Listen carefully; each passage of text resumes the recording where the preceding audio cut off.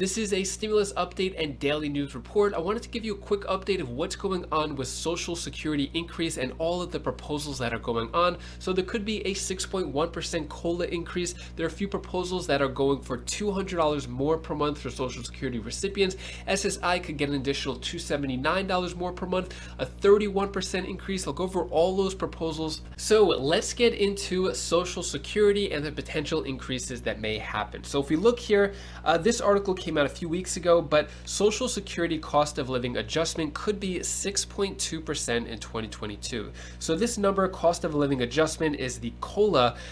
This is the number that changes every single year. This past year in January, it was 1.3%. And the reason why it could go up to 6.2% is because of the inflation that is going on right now. They're saying that the inflation is transitory. It's supposed to go down. It was actually supposed to go down months ago, but yet it is increasing and getting higher and higher and actually not going down much. So looks like in terms of cost of living, it could be for the COLA 6.2% as of now in 2022. That number can change. They make that decision in January. So things could change until then. But 6.2%, that's nothing compared to all the promises and proposals that were put out there. So let's talk about some of those proposals. So this article right here talks about legislation seeks to update the program. So new legislation was introduced in both House and Senate to bring SSI up to modern day standards. The bill seeks to increase monthly payments and safety net available to Americans who benefit from the program. According to Brown's website supporting the bill, legislators want several key factors addressed. So one of the biggest ones here is raise the amount of the benefit 100% of the federal poverty rate. What this means, it'll bring the monthly payment of $794 per individual up to $1,073, a 31% increase, or that's about $279 more per month that you could get with this new legislation here. It'll also update the amount of resources individuals and couples may have. Instead of $2,000 in assets, the bill proposes a $10,000 limit per person. There's a few other changes here. It wants to stop penalizing couples. It wants to change the income rules for recipients that may earn, encouraging those that can work to do so. So it proposes to allow $399 of income from work sources and up to $123 a month from other sources such as pensions payments, so that people are not bogged down and feel like they should not work because they don't want to lose their benefits.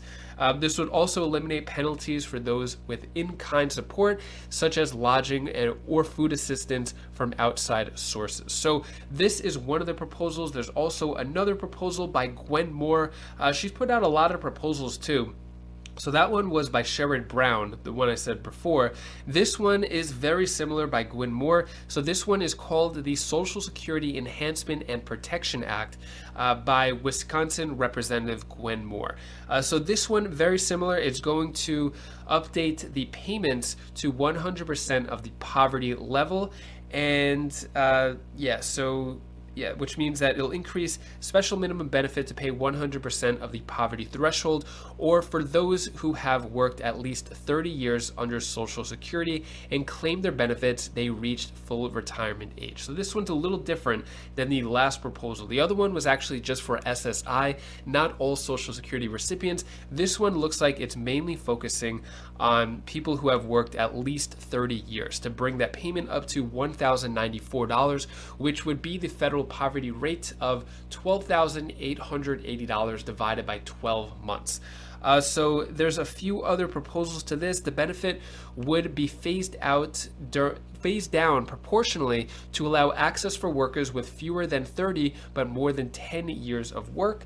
There's a few other things to this. So increasing benefits 20 years after becoming eligible for retirement and reinstating the student benefit. So Social Security benefits are paid to children whose working parents has died, become disabled, or retired. Currently, these benefits are paid until age 18, but from 1965 to 1981, students were eligible to receive those benefits until age 26 if they were enrolled in college or a vocational schools. So research demonstrated that this benefit was particularly helpful and high impact for students of color and for low-income families with parents working higher risk blue-collar jobs. This benefit has also been disproportionately helpful to women, as they are often the one left to raise the children and help put them through college if the father is deceased or disabled. So this, instead of getting the Social Security benefit until 18, this would make it until 26 if they are enrolled in college. So a lot of benefits to that one as well. Let me know down in the comments below, these past two proposals, are you able to benefit from them? Do you think it's a good idea, bad idea? Next, let's talk about what Biden's latest moves could signal for Social Security reform efforts. So what it's saying here is President Joe Biden campaigned on changes to Social Security, including benefit increases and payroll taxes for those making $400,000 a year and up. Yet his tax proposals this week did not address the program, in part due to limitations of the legislative process the administration could pursue. So what it was saying down here is that Biden's campaign called for applying Social Security payroll taxes to those making $400,000 and up. This year, wages up to $142,800 are subject to that tax, which is 6.2% of wages for both workers and employers. So basically, if that 6.2% is increased or goes to a larger amount of people, that's how Social Security can increase as well. So Biden called for the increased levies to help pay for proposed benefit increases, including raising the minimum Social Security benefit to at least 125% of the federal poverty level. So that is not just the federal poverty level, but an additional 25%, which is actually better than the other proposals. Now, probably the best proposal there is, because those other proposals are just for certain sections of Social Security recipients.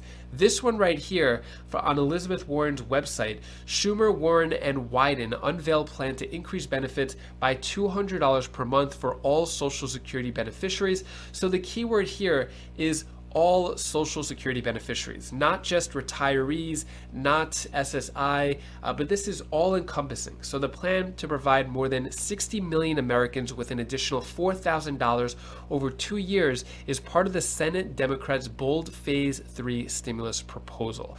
So unfortunately, this has gone nowhere. The other proposals, at least they get some momentum. They have it introduced in the Congress. This just unfortunately has not gone anywhere, and it's really unfortunate, especially since President Biden campaigned on that promise. So if we scroll down to his website of what he campaigned on, it says right here, increase monthly Social Security checks by $200 per month as proposed by Senator Wyden and colleagues. Seniors and people with disabilities are uniquely at risk right now. So basically, he promised that he would give out Social Security checks, increase them by $200 per month to all Social Security recipients. Has that happened? No. Has that been mentioned at all? No. Is that going to make it in this $3.5 trillion stimulus package coming up?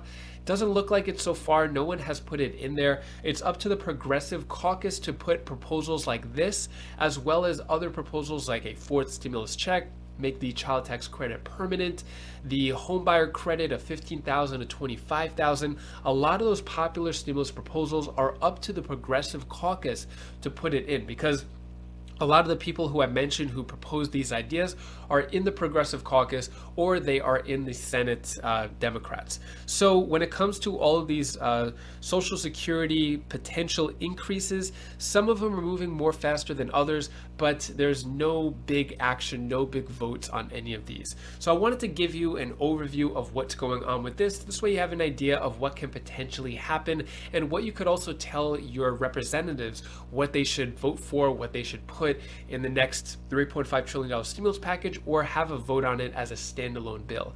Let me know your thoughts on this down in the comments below. Were any of these your favorites? Did you like any of these more than the others? Next, I'm going to answer the questions you leave for me in the comments. So Lori asks, can the states use the money to pay down their state debt? So mention about how states get $350 billion that was evenly distributed. They could use that for a lot of different things. When it comes to state debt, not sure. I know there's certain stipulations. It might have to be stimulus related. I don't think they could use it for that. I think it has to be for stimulus. Next question. The eviction moratorium has been in effect for how long? So it's been, I think, since September. at least the CDC eviction moratorium, which was done by former President Trump. So just about a year, but a little before that too, when it was done through HUD, the Housing of Urban Development.